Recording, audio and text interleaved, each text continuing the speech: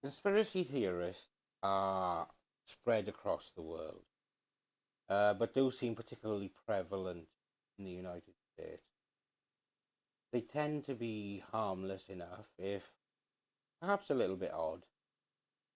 But what happens if one of these theorists commits a heinous murder and then runs off to Europe for 23 years? This is Murder of Crows.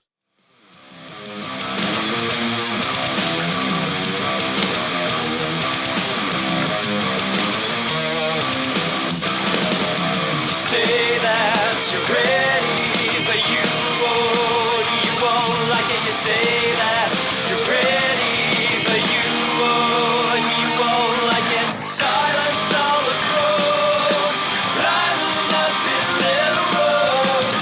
A sudden chill surrounds me. Silence all the crows, see come out and say you're old. A sudden chill.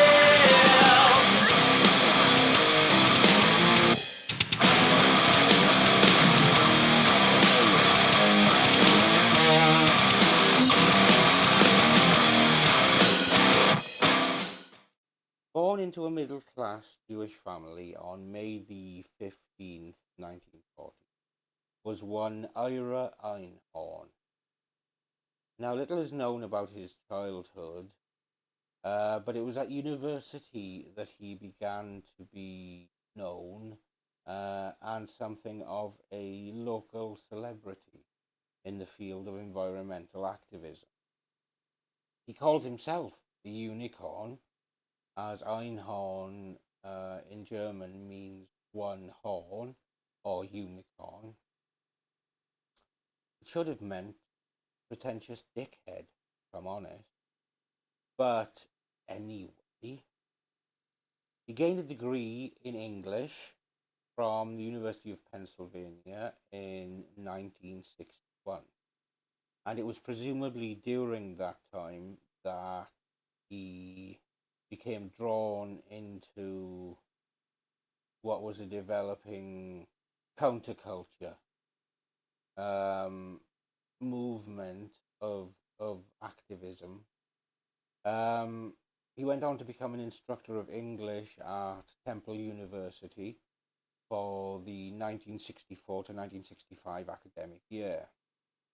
But during this time, he was growing increasingly anti-establishment, to the point that his contract was not renewed, and Einhorn stated his contempt for the academic world as he became more entrenched within this new world that he found himself. And along with that, he was known to discuss the use of drugs like cannabis and LSD. And the next decade saw him increase his influence and visibility in that world, with a reputation of being against just about everything. There were indications of him being a fantasist, or at least an exaggerator, since he claimed to have been a key figure in the launch of the first Earth Day in Philadelphia in 1910, which the actual organizers strongly refute. Although, in fairness to him, he was a notable speaker at the event, which does serve to highlight his standing and influence within the activism community. As time went on, then, one has to wonder where his contempt for the academic world was when he became a resident fellow at the Harvard Institute of Politics in 1978. But, what do I know? Anyway, prior to that, in 1972, he began a relationship with one Holly Maddox.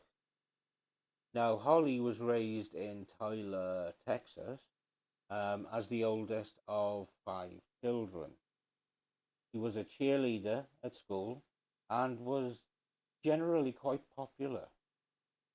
In 1965, she moved to Philadelphia, where she studied at Bryn Mawr College before choosing to stay on in Philadelphia. Such was her affinity and love for the city. In a complete aside, owing to my inherent Welshness patriotism, I have to point out that Bryn Mawr actually translates from Welsh as Big Hill, which is superfluous and irrelevant to our story. So moving on, the relationship between Einhorn and Maddox saw them move in together, but their relationship was far from harmonious.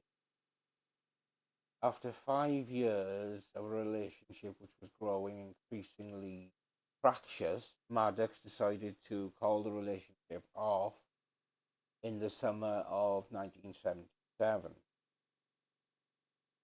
After this, she relocated to New York, um, but Einhorn contacted her to say that he was going to throw out the belongings of hers that were in their shared apartment unless she came to get them immediately.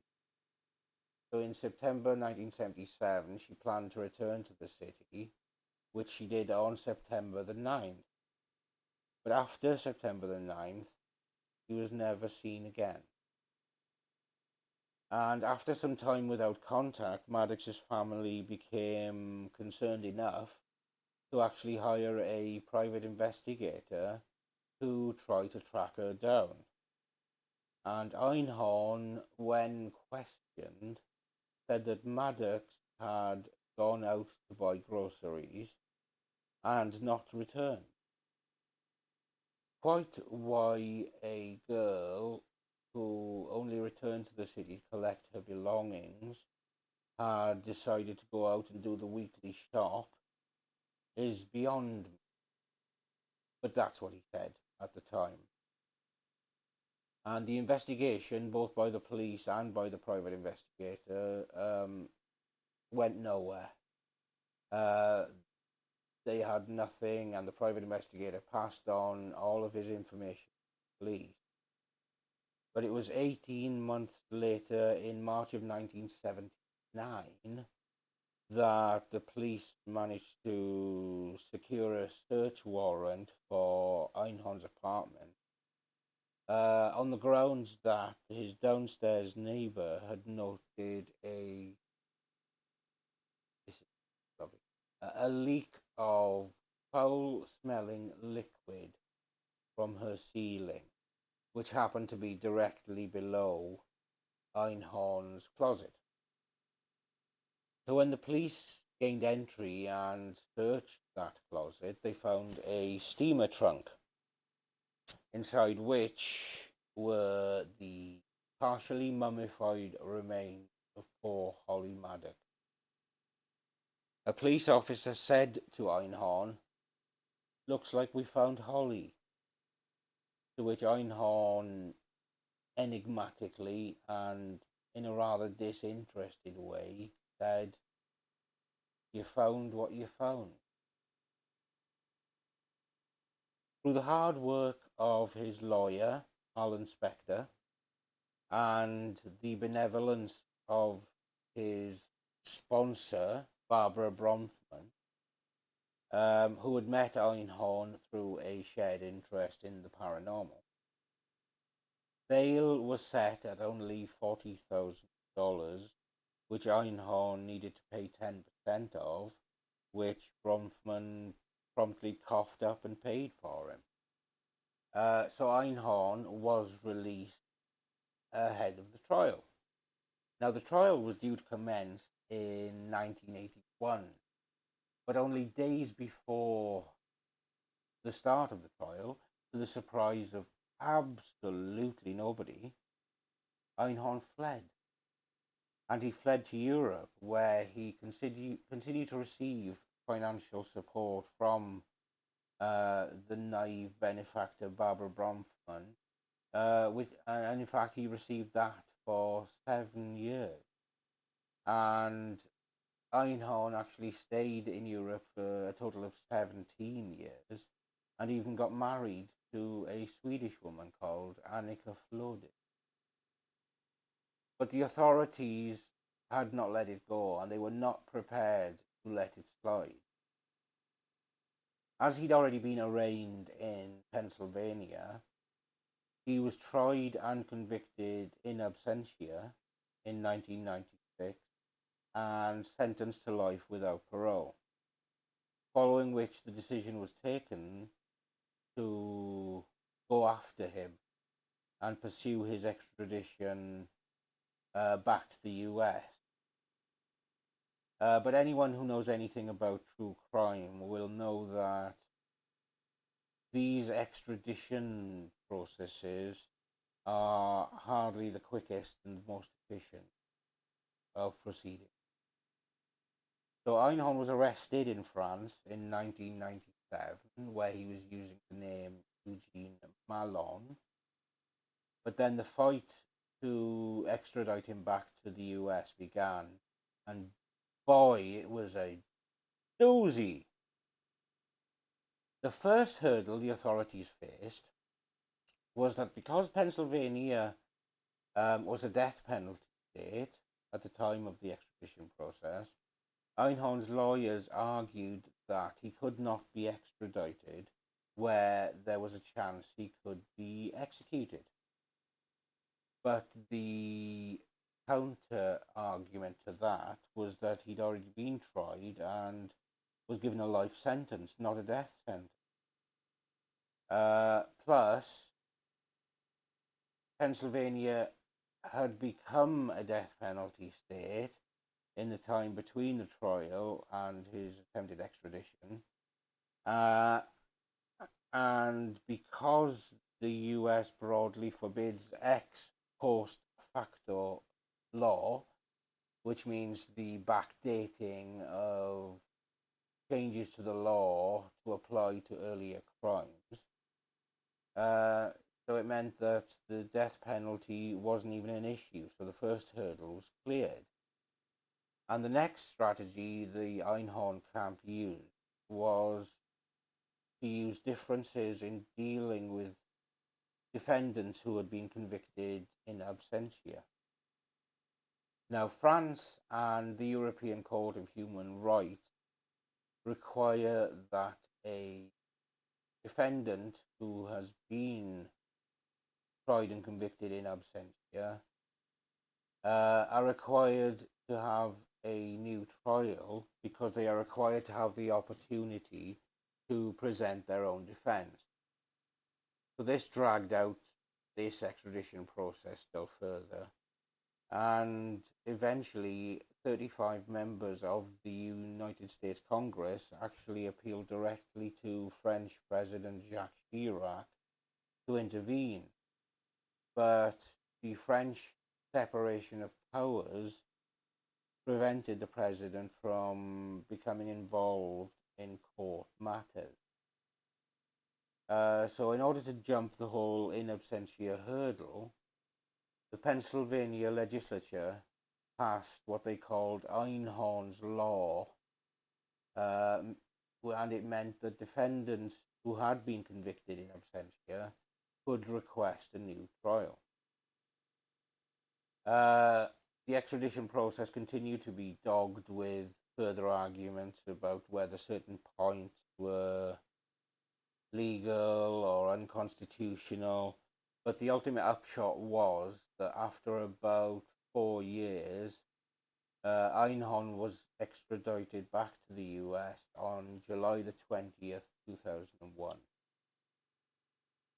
Now that Einhorn could have a new trial, that process, which began in October 2002, could have been a formality in the sense that Einhorn was the last person known to see Maddox, and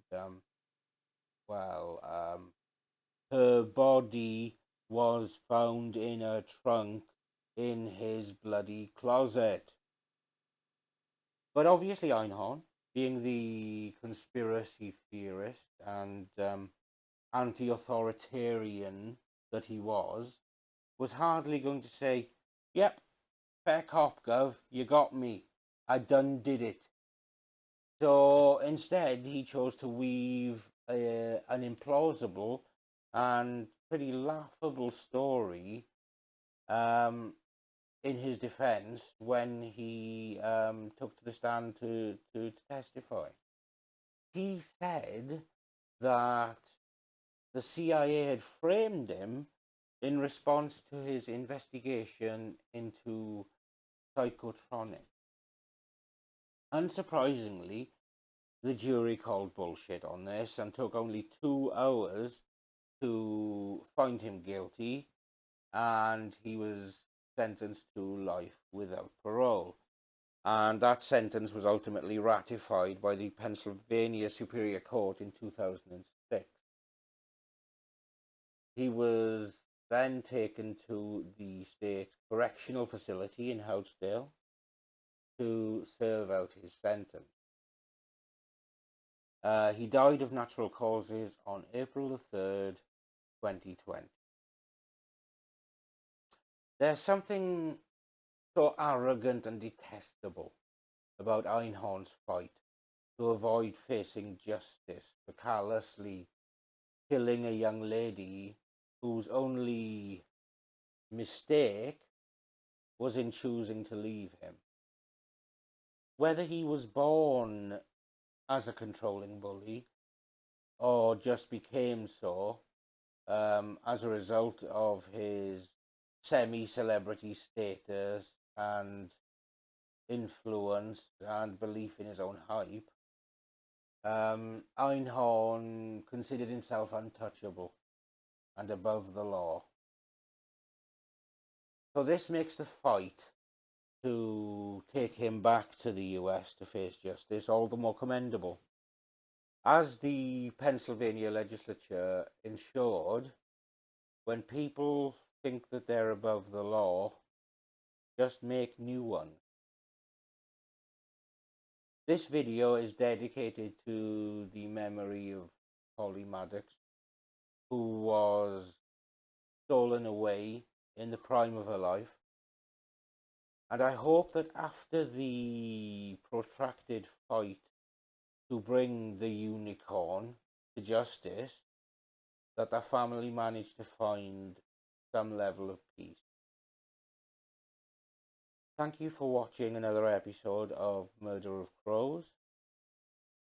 I'm Steve, and I'll see you when I see you.